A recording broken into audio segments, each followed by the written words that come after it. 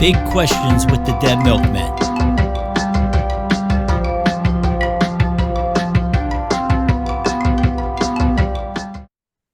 And that, gentlemen, is why Corey Feldman is not allowed to buy clam chowder in Montana. Oh, people. Hi, everybody. Hello. Welcome to Big Questions with the Dead Milkmen. Liminal spaces. The life of Jack Parsons. The mating habits of the South American jaguar. Those are all deep dives that I have gone on in the last year. Except for that last one. I didn't look into the jaguar. That was your Uncle Darren. Please get him the help he so desperately needs. All right, somehow this leads us to this week's big question, which is, what was one of the most recent deep dives that you embarked upon? Or, if you're not a deep dive kind of person, and that's perfectly okay, please tell us why you're not. So, one of my most recent trips down the old rabbit hole was involving murdered campers. Now, to be specific, murdered campers are at the top of the list. That's what I wanted to hear about. But I would also just go for dead campers, injured campers, missing campers, or just plain old frightened campers. It's weird, too, considering what happened with Julian Sands. This is as timely as the headlines. For me, the scariest place on earth is the woods. And I live in South Philadelphia. But I live in South Philadelphia in a house with walls and a door that has a lock on it. And people say, well, tents have walls and a flap. I'm like, yes, but I live in the middle of the block. It's very unlikely that a bear is going to chew its way all the way up the block or down the block into my house. Now, before I get started on the whole dead camper thing or murdered camper thing, I can tell you right now, somebody is going to go into the comments, and they're probably typing away right now going, oh, man, you don't understand. I like getting out of the forest and turning off my brain. So please turn your brain back on for a second, because I'm glad. I'm happy that you found something you like. That's terrific. Get out into the woods, but you're going to get murdered. And how do I know this? One, films from the last 50 years. Okay, they've tried to warn you. They've shown you people things like Deliverance. Now you remember that one, right? Or they've shown you The Hills Have Eyes, a fine Wes Craven film now streaming on Disney Plus. Don't forget the Blair Witch Project. I'm hoping you people did not forget the Blair Witch Project. It's like they took you folks into driver's ed and they showed you like Mechanized Death, Red Asphalt, Signal 30, and you all went, whatever. And then you went out and you wrapped your car around a tree. So how did I get all interested in murdered campers? Well, first, it started when I first learned about the Oklahoma Girl Scout murders, which are so gruesome and grisly and sad.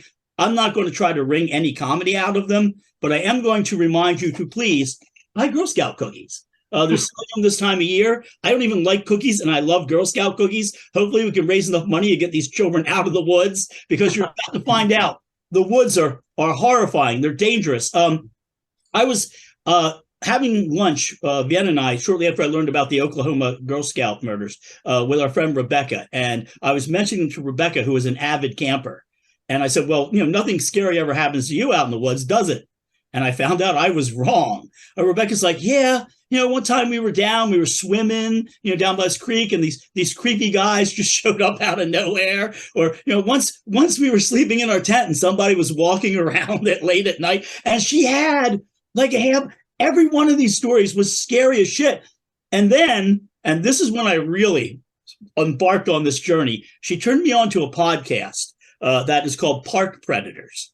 It stopped airing in 2021, but you can still find it out there. Park Predators is some scary shit. It's all people getting murdered, and I mean murdered in national parks. It was like, they were on their honeymoon and they walked into the woods holding hands, and all they ever found were the hands. It is gruesome, scary. You won't even go near a tree now. Like, I understand why George Washington chopped down that cherry tree. He was just trying to save somebody's life. Then, after I'd exhausted that, Rebecca turned me on to another great one, which is called National Park After Dark. Not only does that have true crime, which has some murders, but they also have a segment called Trail Tales. And this is where people call in, or they write in. They don't call in, they write in, and then the young ladies who do the show, who, by the way, sound like the women from The Delicious Dish, that old Saturday Night Live sketch, they read the trail tales, and the trail tales are just heartwarming trips into the wilderness. Things like, well, I took my family camping and we were out there and we looked across and we noticed that there was a weird sort of loner just sitting in a station wagon, chain smoking and watching my little girls.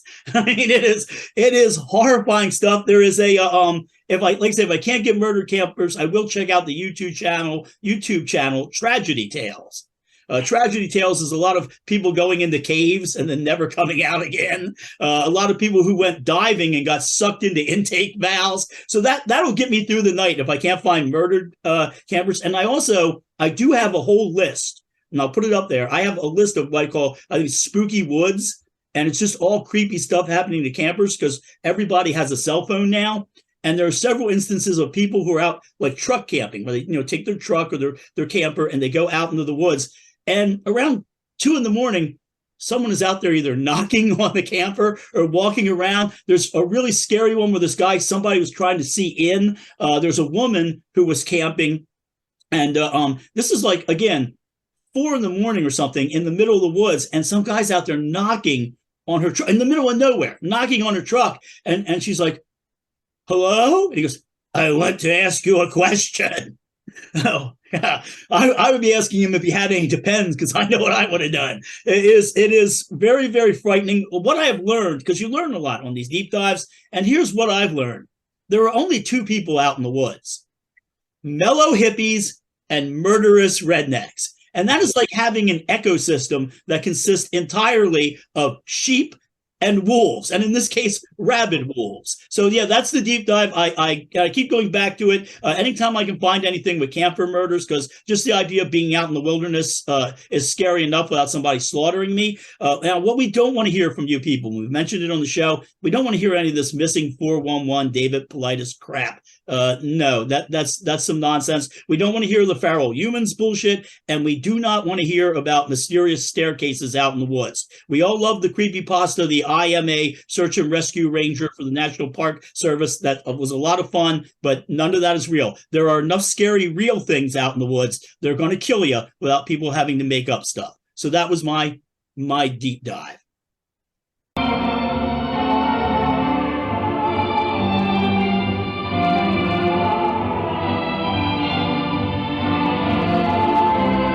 I don't really do deep dives. At least I haven't done anything like that in recent times. What's my excuse, or what's my reason? I guess I just prefer to read books, and that's like nonfiction books is like reading other people's deep dives in a way. And it's not, it's not maybe as rewarding, and maybe I don't retain the information, and also I don't think I retain information very well anyway. So what's the point?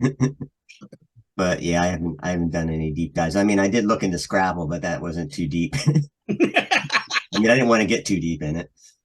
I did find out some things I didn't share with you about it, such as there's a Scrabble pizza that you can buy in Philadelphia, which I've never tried, from Rustica.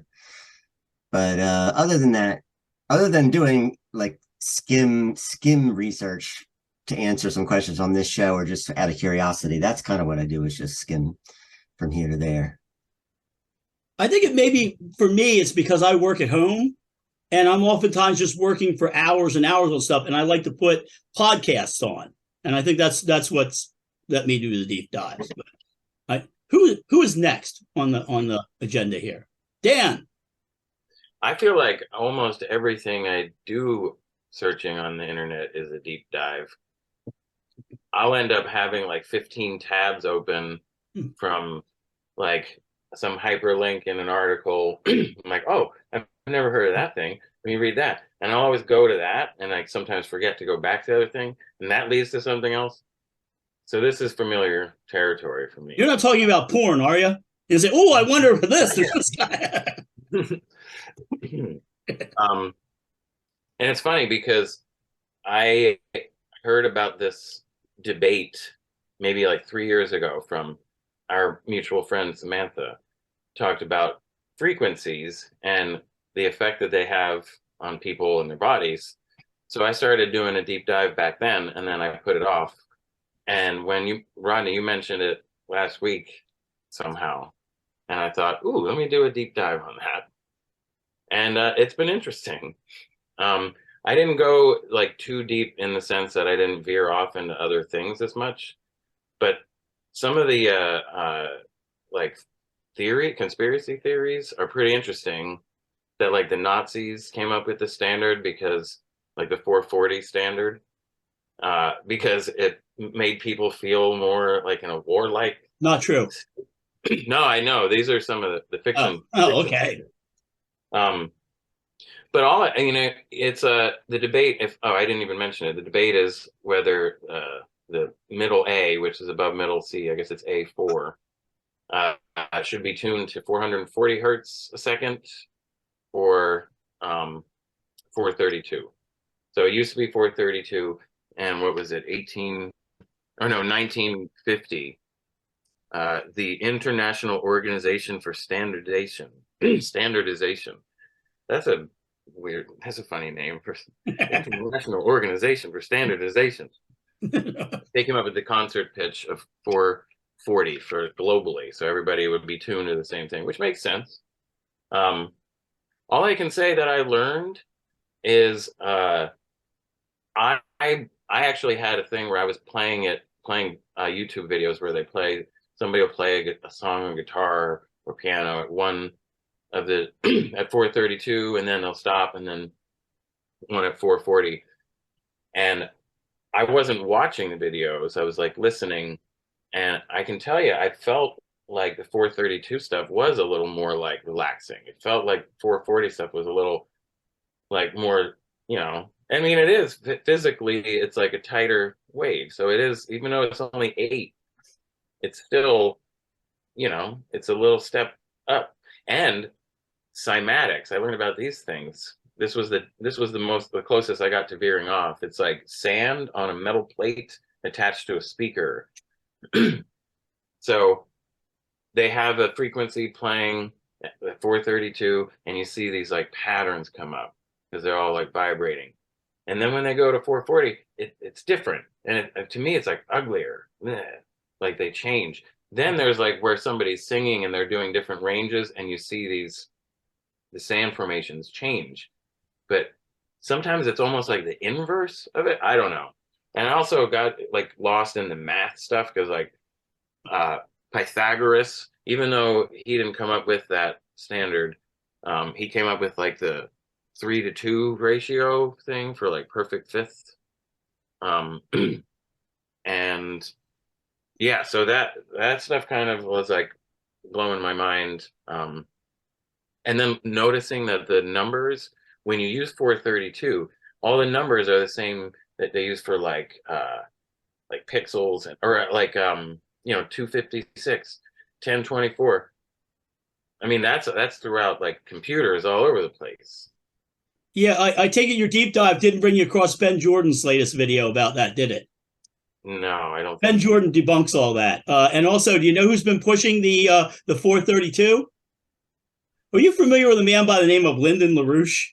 He's no longer with us. Remember him? Used to run for president, claimed that there were reptile people and the Queen of England was a drug pusher. Well, his organization, he also claimed that Obama was Hitler. His organization of the people out there, apparently it's a big thing in Italy where they have this group centered, and he has an entire group of people who just push for the return of A432. It is some scary stuff. Yeah, it's completely bonkers. And it's one of those things that caught on. So all the studies that you see telling you all that tend to come out of Italy and have been funded by the Lyndon LaRouche Center, and anything that says differently just kind of doesn't get funded and tends to disappear. Yeah, there's a big push for this. No, like what I was saying, these were things I was reading that ended up being like fictional. Yeah. I was just giving my opinion. When I listened to it, it sounded more pleasant to me. So, and Jimi Hendrix tuned to 432. I don't know. I guess that was it. Yeah, I started going into the Schumann resonance, which is like Ben Schumann. That's what I thought too. Ben Schumann resonance. Storm-induced electromagnetic waves equal to or a multiple of the Earth's circumference, and the Earth's the fundamental frequency of the waves is like 7.83 hertz. So that's like, we can't hear that. It's like the Earth's. Yeah, that's in Ben Jordan's. You should check out that. Yeah, you really should see Ben Jordan's. There's video. also another YouTuber made a video about all this, Adam Neely. He's a bass player based out of New York. You should check that one out too if you haven't seen it. Yeah, I did a deep dive, yet I learned that there's way more. And I was thinking about it, and yeah, there's some weird people who are like really insistent on like 432. There's a couple things. I mean, you have that with anything anymore, but I think people also like to go against what the standard is, and so they got to have a whole group of people that are like, no, it was better back in the day. It was 432. But Two words: Lyndon LaRouche. Dan, your credit cards are probably being accessed right now. All right, Dean. All right, my turn. So the other week or so ago, a friend of mine, a friend of the band, Mike Ace, sent me an email with a link. He'd been listening to some radio programs on WPRB, which is a local college radio station. And there's a reggae show that he likes. And we got on the subject of music, as we often do when we chat. And we were talking about the Tom Tom Club, and then we jumped to other tracks. And then he sent me a link to this track called Uptown Top Rankin', which I had never heard before. It's recorded by a young duo of women named Althea and Donna. It's a reggae rhythm track. It was recorded and released in 1977.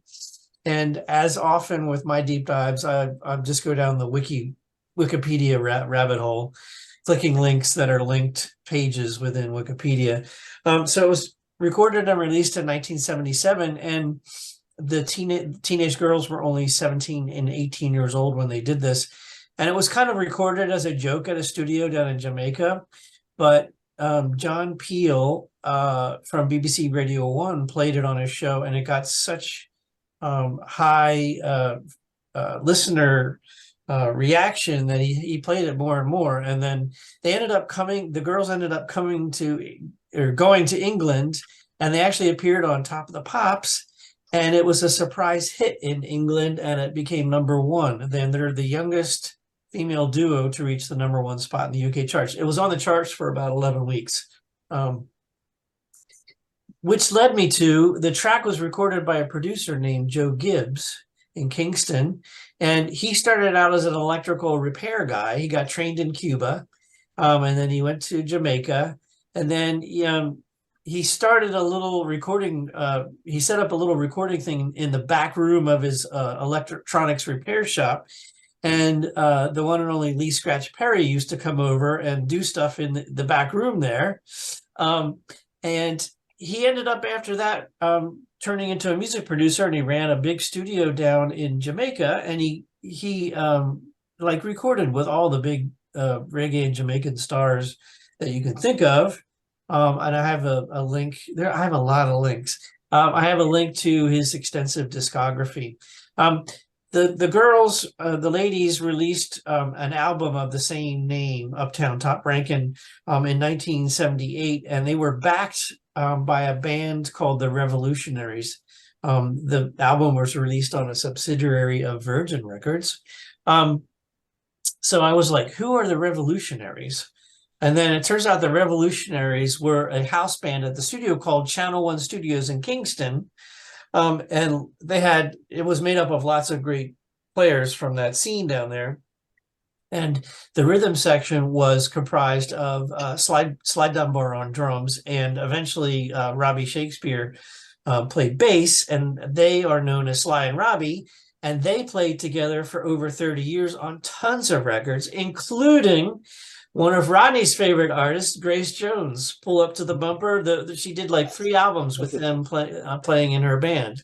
And they recorded, Grace Jones recorded at Compass Point Studios with, by then, Sly and Robbie were part of a group called what were they called? The Compass Point All-Stars, because they were based out of a recording studio called Compass Point Studios. And Compass Point Studios was started by Chris Blackwell, who is he was the owner of Island Records, And he's pretty much responsible for the popularity of reggae music in the Western world, or among the sort of rock and indie scenes or whatever. He opened Compass Point Studios, and many bands recorded there, of course.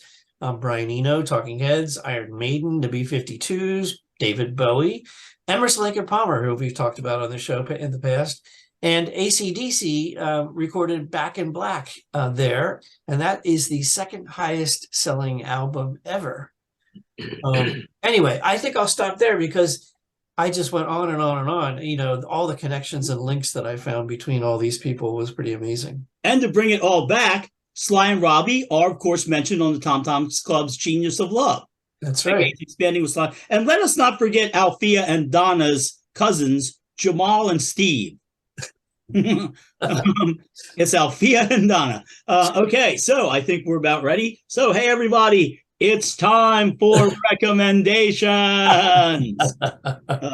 It'll be funnier for you guys when you see the whole video. All right, so first I'm going to start off recommending an album. The album is from the band Harsh R. It's called Seek Comfort. You should get it. You're going to love it. The Harsh R song, Queen of Trash, was, of course, the inspiration for our song King of Sick, which you haven't heard yet because it's on our new album. And up next is a podcast. The podcast is called Deadly Cure. Have you ever wondered what kind of person drinks bleach? I mean, we wondered that years ago with a song called The Bleach Boys, but we never thought it was going to turn into a real thing. And you might be surprised to find out people were actually drinking bleach long before some mobbed up Russian-connected TV reality host told them to. It's really scary. The thing is, it's interesting to find out how the whole idea came about, the people who were pushing it, but it's really disturbing because there's child abuse in this, and it's child abuse involving autistic children. And I don't want to go into it, but what is done will horrify you. But you should still listen to it. It's called Deadly Cure, and it's a really good podcast, really in-depth and fascinating. And then finally, I'm going to recommend this. This is the FLKEY 37, which is going to be a Milkmen thing. You'll be seeing it on stage with us. I'll be using it to control my my laptop on stage. So guys, now this is only $200 for one of these. So I never recommend anything over $200. So, but with this and the piece of software I just bought recently was 150. That's 350. I've sank into the band, so we're going to have to play some shows pretty soon. So there's a video, by the way, on my channel, and I'll put a link up where I review this. But if you've ever seen one of my hardware videos, you know it takes quite a while for me to actually get around to the hardware. And I don't know if you can see it over here. It's over here, but there's a button here that says score log. And when you press that button that says score log, it shows you what Steven Spielberg found in John Williams' toilet. His score log. Get it? It's in score log. It's in John Williams' toilet. It's score log. All right, so we will move on. Now, Joe, last week, I think you recommended a Bestial Mouse remix. Bestial Mouse remix. I just want to make sure I didn't hallucinate that. That really happened, right? Yes. Okay, good. Okay, we can move on then. And it's got my stamp of approval. This week I'm recommending a beverage. It is Sada Chai tea from the Tao of Tea. It's the tea that you can make chai out of, but you can also I just like to brew it and have it black. And you can get it on their website in bulk or in tins. I actually like loose leaf black tea, as you may know. And this tea it's a full-bodied tea. I think it's kind of, they describe it as malty, and I think that's correct. A black malty tea. And it's usually the tea they make chai out of. You don't have to go the extra step. You can have it just like I have it, black, and I like it. Is that what you're drinking now? No, this is sleepy time. I'll drink this in the daytime, though. It's got caffeine in it. I would recommend be quiet sometimes. I don't often get a lot of time where it's quiet. So if you can make the time, just be quiet somewhere, put the screens away, you know, it helps. And it makes it easier to sneak up on campers too if you're quiet.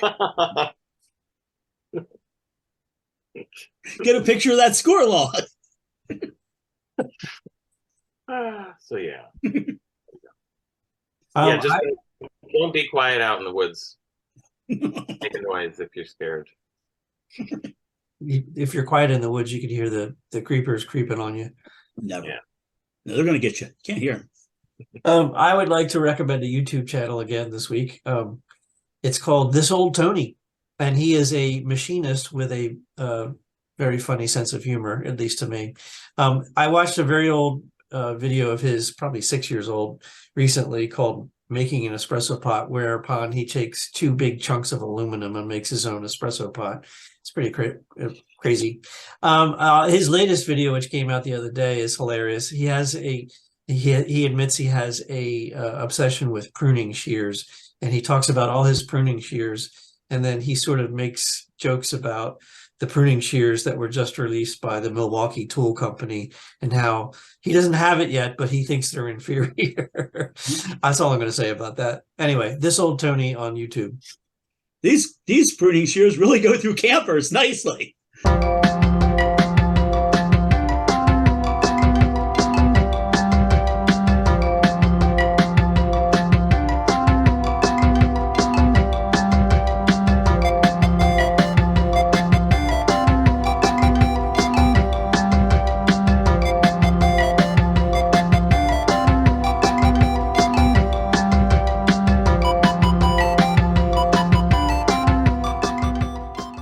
All right.